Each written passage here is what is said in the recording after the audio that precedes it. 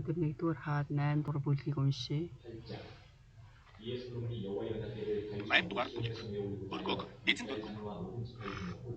Дараа нь эзний гэрээний ядрыг Давидын хот Сионоос залахын тулд Израилийн ахын дүү болон бүх овгийн удирдагч буюу Израилийн хүүхдийн эцгийн бүлийн тэргүүлэгчдийг Иерусалимд өөрийнхөө өмнө Соломон цуглуулв. 7-р сар буюу Ятаним сард баяр наадмаар Израилийн бүхэлчүүд Соломон хааны өмнө цуглав. Ингээд Израилийн ахын дууд бүгд ирж тахилч нар адрыг өргөн авлаа. Тахилч нар ба левичүүд эзний ядар уулзалтын майхан ба доторн байсан бүх ариун эдийн засгийг авчирв. Соломон хаан болон түүний өмнө хөрсөн ирсэн Израилийн хотод түмэн түүний хамт адрын өмнө тоож барамгүй олон хонь өхрөөр тахил өргөв. Тэгээд тахилчид эзний гэрээний ядрыг өргөний дотоод ариун танхим буюу ариунаас ариун газарт херувуудын далавчин доор байранд нь заллаа. Херувууд адар байгаа газрын дээгүүр далавчаад ирсэн тул адар болон дамнууруудыг нь халахж байв. Дамнуурууд урт байсан тул зүрүүд нь дотоод ариун танхимын наан байх ариун танхимд харагдаж байсан боловч тэдгээр нь гаднаас харагдахгүй байв. Тэдгээр нь энэний хүртэл тэндээ бий. Израильчууд Египтийн нутгаас гарсны дараа тэдэнтэй эзний байгуулж байсан хоёрт байхдаа Мошегийн хийсэн хоёр чулуун хатангаас өөр юу ч адар дотор алга байлаа. Тэгтэл тахилч нарыг ариун газраас гарсны дараа эзний өргөөг үл дүүргөв. Үүнээс болоод тахилч нар үйлчлэгээ хийж чадахгүй юм. Учир нь эзний цог жавхлан эзний өргөөг дүүргэсэн байж. Тэгээд Соломон үл манан дунд би оршин хэмээн эзэн айлтгалаа. Үүдэн түүний залгах газар цог жавхлан төргөөг би барьж босголоо гэж хэлв. Соломоны тэгээд хаан эргэн харж Израилийн бүх чуулганыг тэнд зогсож байхад нь тэднийг өрөөлөв. Тэр өөрийн амаар миний эзэг Давид айлцсан хүнээ өөрийнхөө нутраар биелүүлж өгсөн Израилийн бурхан эзэн магтагдах болтугай. Тэр айлтгахтай. Би өөрийн ард түмэн Израилийг Египтээс гаргасан өдрөөс хойш өөрийн нэрийг байлгах өргөд баримлах гэж Израилийн бүх овгоос аль ч хотыг сонгоогүй боловч өөрийн ард түмэн Израилийг захируулахаар би Давидыг сонгосон билээ. Израилийн бурхан эзний нэр алдрын төлөө өргөө барих нь миний эзэг Давидын зөвлөмж байсан. Харин эзэн миний эзэг Давид миний нэр алдарт өргөө барих сэтгэл чиний зөвлөмж байгаа нь маш сайн байна. Эзэн ч тэр өргөөг чи өөрөө босгохгүй. Харин чамд төрөх хүүч нь миний нэр алдарт уг өргөөг барих болно гэсэн билээ. Эзэн хэлсэн үг батлаа. Энгүү би эзний амласны дагуу өөрийн эзэг Давидын ордод босож Израилийн сэнтгийг заларч Израилийн бурхан эзний нэр алдарт зориулж өргөө барив. Бидний эзэг хүүхдийг Египт нутгаас гаргахдаа тэдэнтэй байгуулсан эзний гэрээг агуулсан адрыг зарах байрыг би тэнд бэлтгэн зэрлээ. Соломоны залбирал. Тэгээд Соломон Израилийн бүх чуулганы өмнө эзний тахилч хэргийн урд зогсоод тэнгэрүүд дараа сунгаж Израилийн бурхан эзэн минь бүх төрхөөр таны явж зарцмынхаа төлөө гэрээ ба хайр хүлээн сахидаг тантай адил бурхан дээр тэнгэрт доор газар дээр үгүй билээ. Та өөрийн зарц миний эзэг Давидэд амлснаас эхэлж та өөрийн амаар хэлснээр энэ өдөр өөрийн утраар биелүүллээ. Тиймээс Израилийн бурхан эзэн та өөрийн зарц миний эзэг Давидэд чи миний өмнө явсны адил чиний хүүхд миний өмнө явахын тулд тэд өөрсдийн замаа анхааран сахихаваас Израилийн сэнтийг суухан миний өмнө чамд тасахгүй гэж айлдан амлснаа сахин биелүүлнэ. Тиймээс Израилийн бурхан минь та өөрийн зарц миний эзэг Давидэд хэлсэн үгээ батгаж өгөөч. Гэхдээ бурхан үнэхээр газар дээр оршин гэж үг. Аргт тэнгэр болон тэнгэрсийн тэнгэрч таныг багтааж чадахгүй билээ. Тэгвэл миний барьсан энэ өргөө хичнээн өчүүхэн юм бэ. Гэсэн ч Бобихон залбирал айлтгалыг анхааран зээж. Бурхан эзэн минь өнөөдөр бол таныхан өмнө залбирсан энэ залбирал хашгирах үйлдийг сонсооч. Энэ газар хамтан залбирах зарцынхаа залбирлыг сонсохын тулд миний нэр тэнд байг гэж өөрийн айлсан тэр газар буюу энэ өргөөн дээр таны билмээ өдөрч шөнч тусах болтугай. Энэ газар хандсан таны боол болон таны ард түмэн Израилийн үйлдийг та сонсооч. Тэнгэр дэх өөрийнхөө залгах газраас сонсооч анхаарч өршөөн сойрхооч. Хөшиг хүн зэрэг нүгэл бэлчгээд ам тангараг өгөхөр болж тэр энэ өргөнд таны тахилч хэргийн өмнө дэрж тангараг хаваас та тэнгэрээс сонсож үйлдэж боолуудан шүүгэж. Ингээд энэ бүртний ард замыг толгой дээр нь буулган буруутгаж зөвхт хүнийг зөвхт байдлын дагуу зөвтгөж болгоно уу? Таны ард түмэн Израиль таны эсрэг нүгэл бэлдснээс болж тайсандаа зөвхт хувь. Хэрэг тань руу дахин эргэж таны нэрд талхаж энэ өргөнд танд хандан залбирч буй хаваас та тэнгэрээс сонсож өөрийн ард түмэн Израилийн нүглийг үүчиж эзэг бүгд нь таны өсөн газар нутагт тэднийг уцаан эргүүлж сойрхно уу? Тэд таны эсрэг нүгэл бэлдснээс болж тэнгэр хаагдаж гурбороо үгүй болох үед тэд энэ газар хандан залбирч таны нэрд талхаж та тэднийг зовооход тэд нүглээс эргэх хаваас та тэнгэрээс сонсон өөрийн зарцнаар болон өөрийн ард түмэн Израилийн нүглийг үүчиж тэдний явбал зохих зөв зөвхөн замыг та тэдэнд заан өгч ард түмэндээ бүх болон өсөн газар та хурбороог буулгаж өгөөрэй. Хэрэг газар нутагт өсгөн болж тахад өвчин гарч гангаж болж хөвц царцаа төлөвөрийн сүргэрж эсвэл дайснууд тэднийг хот газартан бүснэг авбал эсвэл элбэрийн амшиг өвчин зовлон нөмөх үед зөвхөн зүрхээр мэдэрч гараа энэ өргөө тийш сунгасан хэн нэгэн эсвэл таны бүх ард түмэн Израилийн ямарч залбирал ямарч үйлдийг та тэнгэр дэх өөрийн залгах газраас сонсон үйлчилж үйлдэж та зүрхийг мэдэх хүн тус бүрд үйлийнхэн дагуу өгөөрэй. Зөвхөн та хүний хөвгүний бүрийн зүрхийг мэдэх билэм. Ингэснээр эцэг хүүхдэд маань таны өгсөн энэ газарт амьдрах бүх хугацаанд тэд танаас нэмэх болоо. Түүнчлэн таны ард түмэн Израилийн биш боловч таны нэрийн төлөө хол газраас ирсэн гадны хүний хөддөж учир нь тэд таны агуу нэр таны хүчтгаар таны сонгосон нутгийн талаар сонсох билээ. Тэр ирж энэ өргөнд хандан залбирхаваас та тэнгэр дэх өөрийн залгах газраас сонсож тэр гадны хүнээс таныг дуудсан бүхний дагуу үйлдэж болгоно. Энэ газар дэлхийд орших бүх ард түмэн таны нэрийг мэдж таны ард түмэн Израилийн адил танаас нэмэн миний барьсан энэ өргөө таны нэрээр дуудсан гэдгийг мэдж байхын тулд таны ард түмэн тайсан татварлаар явах үед та тэднийг ямар ч замаар илгээсэн тэд таны сонгож авсан хот болон таны нэрд зэрүүлж миний болсон өргөө тийш хандан эзэндээ залбирх үед та тэдний залбирлыг үйлдийг тэнгэртэн сонсож тэдэнд шийдлийг гаргаж сойрхно. Тэд таны эсрэг нүгэл бэлдэснээр нүгэл хийдгүй хүн гэж үгүй. Та хэлгэн тэднийг дайсан дөгч байснам тэднийг олж бай, ойлж бай. Нутагтаа одлон аваачид хэрэв тэд бодлогдсон очсон гадартаа сэтгэл зүрхэн иргэн бидний нүгэл үйлчээ. Уруудлаа бодрыг үйлчээ хэмээн гимшиж бодлогдсон очсон гадартаа тааллыг таны уй хамаас. Мөн өөрсдийн одосон дайснуудын нутагт тэд тань руу бүх зүрх, бүх сэтгэлээрээ эргэж эцэг өвгөд нь таны өгсөн газар ба таны сонгосон хот, таны нэрээр зарвж миний барьсан энэ өргөө тийш тань хандан залбирхаваас та тэнгэр дэх өөрийн орш газараасаа тэдний залбирал ба үйлдэлийг сонсон тэдэнд шийдэл хариуг өгөөч. Таны эсрэг нүгэл үйлдсэн ард түмний болон тэдний үйлдсэн бүх гэмт үйлдэлийг уучлан өршөөж тэднийг оцлон авсан хүмүүс тэднийг дэнэх болтол тэр хүмүүсээр дамжуулж тэднийг нэг үсээр юм. Учир нь таны ард түмэн бөгөөд Египтээс буюу төмөн хайлуулдаг зуухан дотроос таны гаргаж авсан өв тань билээ. Ингэснээр таныг дуудах бүртэн та сонсож байхын тулд өөрийн зарц ба өөрийн ард түмэн Израилийн үйлд бүхэнд мэлмигэн нээлттэй байлгаач. Эзэн бурхан минь та эцэг өвгдийг маань Египтээс гаргахдаа өөрийн зарц масыг дамжуулан айдсанчлан тэднийг өөрийн өв болон дэлхийн бүх ард түмнээс тусгаарласан шүү дээ гэж зэрлэв. Соломон Израилийг ерөв. Соломон бүх залбирал ба үйлдэлийг эзэнд залбирч дуусныхаа дараа эзний гэрлийн хэргийн өмнөөс өвдөг дээрээсээ гараа тэнгэрүүд дэлгэн босов. Тэр босон зогсоод Израилийн бүх чуулганыг өндөр дуугаар ерөв. Амарсан ёсороо өөрийн ард түмэн Израильд амар тайрныг өгсөн эзэн магтагдах болтугай. Өөрийн зарц масыг дамжуулан түүний ярьсан бүх зөв сайн амлалтаас нэг чуг биелэлгүй орхигдсангүй. Бидний бурхан эцэг өвчтэй минь хамт байсан шиг бидэнтэй ч хамт байх болтугай. Тэр биднийг эсэргэж үл өмсөх болтугай.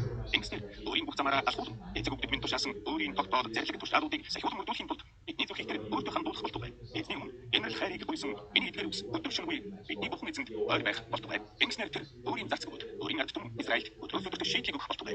Ингэснээр өөр хинч биш. Эзэн бурхан гэдгийг дэлхийн бүх ард түмэн мэдэх болтугай. Тиймээс өнөөдрийн шиг эзэн бурхныхаа тушаалуудыг сахин түүний тогтоолууд дотор явахын тулд таны зүрх түүнд бүрэн зориулах болтугай гэж хэлв. Соломон дахил өгөв. Тэгээд хаан ба түүнтэй хамт байсан бүх Израиль эзний өмнө дахил өгөв. Соломон эзэнд өргөсөн эвийн тахилд 22,000 төгрөг 120,000 хонь өргөв. Ингэж хаан болоод Израилийн бүх ард түмэн эзний өргөний нээлтийг ёслов. Тэр өдөр эзний өргөний өмнө байх хашааны төвийг хаан бариусгав. Учир нь тэр шатаалт тахил эдийн мөргөл ба эвийн тахилын өөхийг тэнд өргөсөн бөгөөд эзний өмнөх хүрэл тахилын ширээн шатаалт тахил эдийн мөргөл ба эвийн тахилуудын өөхийг багдахааргүй дэндүү жижиг байсан. Тэр үед Соломон болон түүнтэй хамт байсан Лебо-Хаматын сайраас Египтийн гол хүртэлх үлэмжийн их чуулган буюу хаан Израиль эзний өмнө 7 хоног баяр наадам хийв. Мань дотор Соломон ард түмнийг буцааны уулахад тэд хааныг хэрв өөрийн зарцад Давид хийгээд өөрийн ард түмэн Израильд эзний үзүүлсэн бүхий л сайн сайханд баярлсан хөгжилтэй хүмүүс майхнуудаа харьцгаалаа. 이와 같이 왕과 모든 이스라엘 자손이 여호와의 전에 낙성시를 다니는데 그날의 왕이 여호와의 전 앞에 가운데를 거룩히 구분하고 거기서 번제와 소제와 감사제의 기름을 줬으니 이는 여호와의 앞에 다니 작은으로 번제물과 소제물과 화목제의 기름을 다 인하여 주었습니다. 그때의 솔로몬이 7일 7일 14일을 우리 하나님 여호와 앞에서 절기를 지켰는데 하마로기에서부터 애굽 하수까지 온 이스라엘의 큰 표준이 모여서 왕따했더니 제9일에 솔로몬이 백성을 들고 보내매 백성이 왕을 위하여 축복하고 자기 장막을 걷는데 여호와께서 그동사이과 그랬던 이스라엘에게 베푸신 모든 은혜를 인하여 기뻐하며 마음에 즐거워하더라. 아멘. 말씀 보시면 솔로몬은 다윗 왕이 Өнөөдөр 1-р хаад 8-р бүлгийг бид нар уншлаа. Соломон хаан Давидын үнэхээр хийхийг хүсэж байсан тэр өргөөг Соломон хаан болоод бүрэн барьж дуусгасан. Тэгээ бурханд болоод өргөж байна.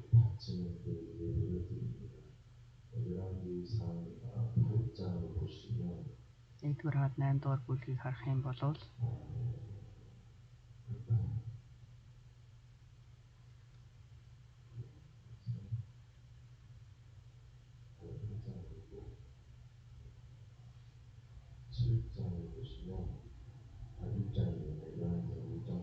нэгдүгээр хаад 6-аг харах юм бол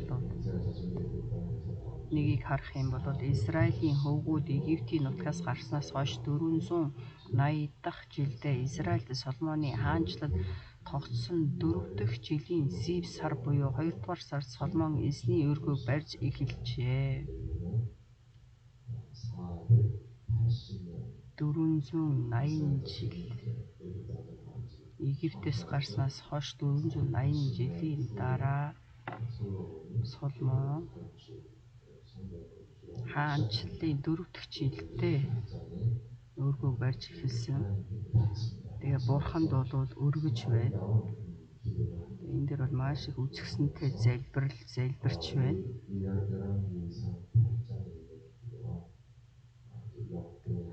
Нэгдүгээр хаад 8 дээр бичсэн энэ залбирал Шаштар намын 7 дээр гарч байна.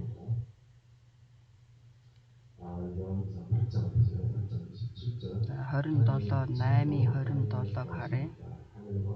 Гэхдээ Бурхан үнэхээр газар дээр оршино гэж юу харагтун тэнгэр болон тэнгэрийн тэнгэрт ч таныг багтааж чадахгүй билээ. Тэгвэл миний барьсан энэ өргөө хичнээн чөчүүхэн юм бэ гэж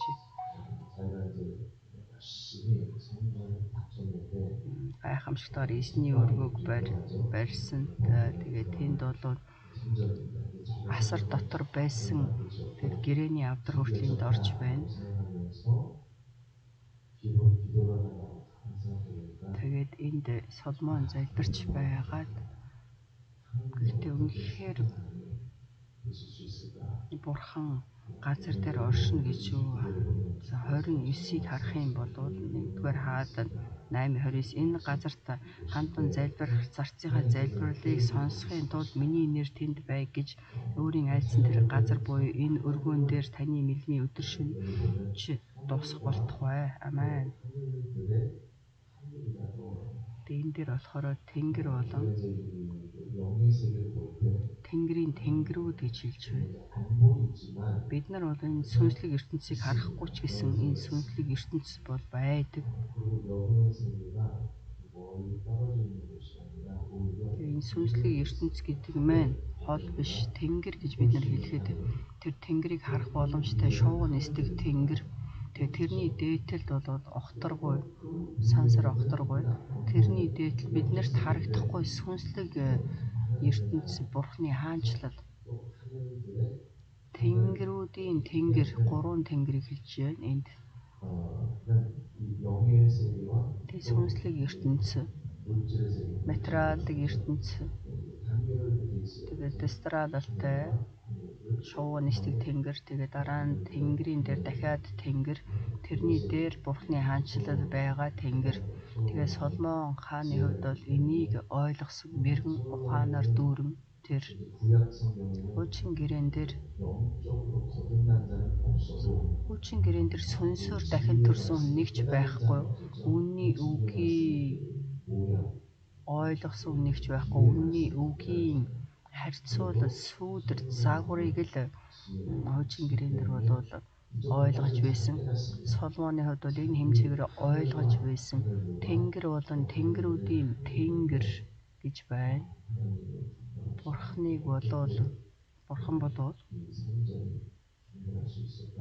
Бурханд энэ өргөө бол тийм хангалттай биш гэдгийг бол ойлгосон. Маш их үзэсгэлэнтэй залбирч байна. Тэгсэн ч гэсэн Бурхан энэ өргөөнд орж ирээд залбирсан хүн болгоныг эзэн танд хүндэтгэл мөргөл өргөхөд эзэн та бидний залбирал гуйлтыг сонсогооч гэж залбирч байна. Тэгээд шаштар доолойг харах юм бол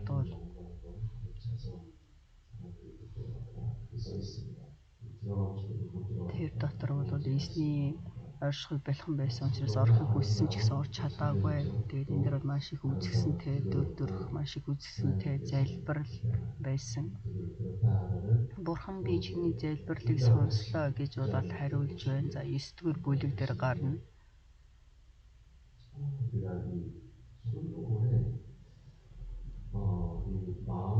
Соломон хааны зүрх сэтгэл бүхий л энэ сэтгэл мэдрэлийг бид нар харах юм бол Соломон хаанаар зогсохгүй Соломон хаанаас хойш хаадууд бол гарсан.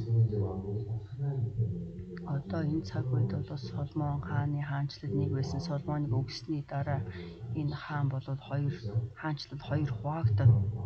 Хойд Израиль, өмнөд Израиль гэж. Тэгээ хоёр хаанчлал гарч ирнэ. Маш олон хаадууд гарсан. Тэгээд энэ хаадуудын зүрх сэтгэл өөргөж энэ өргөөг Бурхныг харж, Бурхны гэрээний авдрыг харж, Бурхны өмнө бүрэн төгс байгааг харах юм бол үнэхээр энэ сүнслэг мэдрэмж байна. Тэнгэрүүдийн талаар. Тэгэхээр түүний зүрх сэтгэл энд байх юм биш. Тэрнээс ч өндөрт. Яагаад энэ сүнслэг мэдрэмж? Би зөвхөн өөрийнхөө нөхцөл байдлыг харах юм бол ямар сүнслэг мэдрэмж байхгүй. За миний нөхцөл байдал гэж бид нар хэлдэг. миний нөхцөл байдал гэж хараад байдаг. Миний нөхцөл байдлыг би харах юм бол энэ сүнслэг зүйл биш ээ. Миний эргэн тойрон байгаа бүх зүйлүүд энэ ертөнцийг харах юм бол бид нар ямар сүнслэг мэдрэмж байхгүй. Бид нар бол алсыг харах хэрэгтэй. Бидний энэ харж байгаа харц гэдэг нь дээшээгээ би өөрийнхөө нөхцөл байдлыг хараад зогсохгүй. Энээс ч агуугаар харж чаддаг байх хэрэгтэй. Тэнгэр Бурхны хаанчлал энэ бүгдийг харж чаддаг байх хэрэгтэй сүнслэг нүдээр. Тэгэхээр Бурхны хаанчлал, Бурхны хүслийг харж мэднэ гэдэг маань энэ сүнслэг. Тэгэхээр би Бурхны хүслийн дагуу амьдрах юм бол энэ болгон биднэрт бол харагдана. Бүр бодол санаа минь бэлхам дүүрэн байна. Харин Бурхны хүслийн дагуу амьдрч чадахгүй, сүнслэг мэдрэмж байхгүй байх юм бол миний л нөхцөл байдал, миний бүх зүйлүүд л харагдана. Тэр бол намайг зовоо. Тэгэхээр Соломон хааны хувьд энэ цаг үед бол үнэхээр бэлхам дүүрэн байсан цаг үе. Түүний хувьд мэрэгэн ухаан бэлхам дүүрэн байсан. Тэгээд маш олон хаад бол Соломоны тэр мэрэгэн ухааныг сонсохоор ирж байсан. Энэ цаг үед Бурхны өмнө бэлхам дүүрэн байж өвдөг сөвдөн залбирч байсан Соломон хаан Бурхны хаанчлалын талаарх тэр зүрх сэтгэл бэлхам дүүрэн байхад тэр өөрөө бодохдоо би бол үнэхээр маш их дутуу байна гэдгийг харахтаа тэнд цаг үед Соломон хаан болоод үнэхээр сүнсээр дүүрэн байсан. Тэгээ бид нар энэ үгийг уншихдаа энэ бол биднэрт загвар болгож өгсөн. Тэгэхээр энэний бодит нь юу вэ гэхээр Есүс Христ бол сүм. Аамен. Түүгээр зогсохгүй. Есүс Христийн дотор байгаа бүх хүмүүс Бурхны сүм гэж хэлсэн. Миний хувьд ч гэсэн сүм, Бурхны сүм, ариун сүнсний сүм. Тэр гайхамшигтай гүнзгий сүнслэг мэдрэмж биднэрт байх хэрэгтэй. Бурхан ариун сүнс Бурхан миний дотор байгаа учраас миний дотор бол Бурхны хаанчлал. Миний дотор бол тэнгэрүүдийн тэнгэр Бурхны дотор Есүсийн дотор байх юм бол ариун сүнс Бурхан миний дотор байна. Аамен. Тэгэхээр энэ тал дээр бид нар гайхамшигтай сүнслэг мэдрэмжтэй байх хэрэгтэй. Тэгэхээр энэ сүнслэг мэдрэмж маань төгсгөл үгүй үргэлжлэх хэрэгтэй. Аамен. Энэ бол сүнслэг ертөнцийг мэдэж байгаа сүнслэг зүйлүүдийг бид нар харж чаддаг байх хэрэгтэй. Тэнгэрийн тэнгэрүүдийг миний дотор байгаа тэнгэрүүдийг ч гэсэн харж чаддаг байх хэрэгтэй. Бурхны хаанчлал энд тэнд байна гэж бүхэл чиний дотор байна. Тэгэхээр тэнгэр гэж хэлэхэд Бурхны хаанчлал гэж байна. Бурхан тэнгэрээс ирсэн тэр ариун сүнс Бурхан миний дотор байгаа учраас бидний дотор бол тэнгэрүүд байна, тэнгэр байна. Тэгэхээр энэ гайхамшигтай зүйлүүдийг бид нар харж чаддаг байх хэрэгтэй. Миний дотор Бурхны гайхамшигтай хүслүүд биелэгдэх хэрэгтэй. Тэгэхээр энэ тал дээр бид нар үнэхээр гайхамшигтай сэтгэл мэдрэмжээр дүүрэн байхад бол ариун сүнсээр дүүрэн байна. Тэгэхээр бид нар энэ ертөнцийг бол хараад байж болохгүй. Бидний дотор тэнгэрүүд харагдах хэрэгтэй. Бурхны сүм харагдах хэрэгтэй. Бурхны нэр харагдах хэрэгтэй. Бид нар ертөнцийг харж болохгүй, ертөнцийн ажлуудыг харж болохгүй. Тэгээ энэ болохоор амаараа хэлэхэд амархан. Тэгээ энэ ертөнцийн ажлууд маш их байна. Тэгэхээр бид нар энээс гарч чаддаг байх хэрэгтэй. Аамен. Гарч чадах тэр шалтгаан нь юу вэ гэхээр төгсгөлийн цаг үеийн талаар би дахин болвол номлох болно. Төгсгөлийн талаархын өгнүүд гэдэг маань хавшлага маш их байна гэж хэлсэн. Тэгэхээр энэ бүтээлийн эхлэлээс тэр цаг үеийг хүртэл хавшлага, ийм айхтар хавшлага байхгүй байсан гэж хэлсэн. Тэгэхээр энэ ертөнц гэдэг маань ертөнцийн зүйлүүдийг харж ертөнцийн зүйлүүдийг илчлээд байдаг. Гэтэл бурхан болохоор чи Тэнгэрийг хар, бурханы хаанчлалыг хар. 발견하고 Тэнгэрийг илчилж энийг шалгах хэрэгтэй. 그것이 영감이고 Энэ бол сүнслэг мэдрэмж өгөө. Тийм сүнслэг амьдралаар амьдрахын бол ертөнцийг бид нар харах хэрэггүй. Байсан ч харах хэрэггүй. Бээр үзэж мэдсэн ч гэсэн эннээс бол бид нар татгалзаж чаддаг бат итгэлтэй байх хэрэгтэй. 그런 신앙생활을 할 Тийм итгэлийн амьдралаар амьдрах юм бол бид нар эцсийн хүртэл явж чадна. 아멘. 아멘. 아마 내가 지금 사는 이 세계에 Тэр зарим хүмүүс миний энэ амьдарч байгаа ертөнцид эзэн ирэхгүй юм чинь дэлхийн төгслийн тар санаа зовх хэрэггүй баха гэж буруу ойлгож байж магадгүй. 지금 말씀 아니잖아요. Пастор одоо болоод төгсгөлийн цаг үе шүү дээ. Бидний дараагийн цаг үед хэдэн зуун жилийн дараа тэрч вэ өнөөдөр ч вэ адилхан.